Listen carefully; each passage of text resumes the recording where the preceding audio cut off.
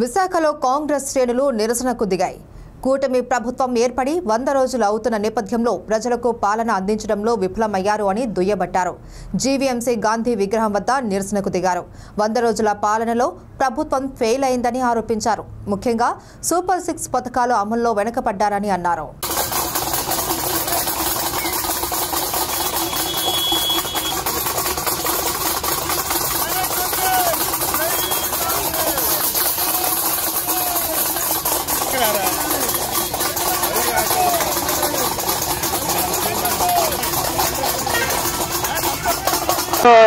ఈ విశాఖ జిల్లా కాంగ్రెస్ పార్టీ అధ్యక్షుడిగా నియమితులయ్యాను.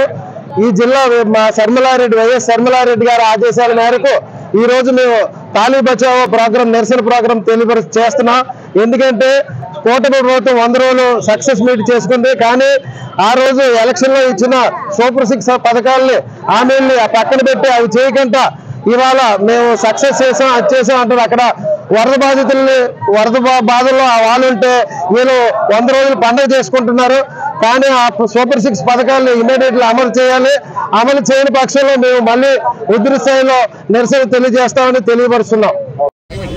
కాంగ్రెస్ అధ్యక్షురాలు పిలుపు మేరకు ఈరోజు విశాఖపట్నంలో కాంగ్రెస్ పార్టీ జిల్లా అధ్యక్షులు, కాంగ్రెస్ పార్టీ సిటీ అధ్యక్షులు, కాంగ్రెస్ పార్టీ జనరల్ సెక్రటరీ గారి ఆధ్వర్యంలో ఈరోజు మా శర్మిలమ్మ గారి నేతృత్వంలో విశాఖపట్నంలో కూటమి ప్రభుత్వం 100 రోజులు గడిచిన సందర్భంగా ఈరోజు వాళ్ళు ప్రజలకి ఏమీ ఒడిగట్టేది ఏమీ లేదు.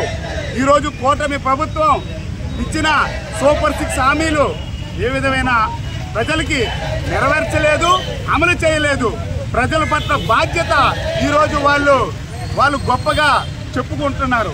ఈ యొక్క వాళ్ళని నిద్ర లేపాలని ఈరోజు కాంగ్రెస్ పార్టీ రాష్ట్ర వ్యాప్తంగా కూటమి ప్రభుత్వాన్ని నిద్ర లేపాలని ఈరోజు మేము తాళీ బచావ్ అనే కార్యక్రమాన్ని మా కాంగ్రెస్ పార్టీ విశాఖపట్నం కుటుంబ సభ్యులందరూ కూడా కలిసి ఈరోజు తాళీ బచావ్ అనే కార్యక్రమాన్ని చేస్తూ ఈరోజు కూటమి ప్రభుత్వాన్ని నిద్ర లేపాలని మా కాంగ్రెస్ పార్టీ అధ్యక్షురాలు మా అందరికీ పిలుపునిచ్చారు. ఆ సందర్భంగా ఈరోజు విశాఖపట్నం గాంధీ విగ్రహం దగ్గర ఈరోజు మా కాంగ్రెస్ పార్టీ ధర్నా చేయడం జరుగుతుంది.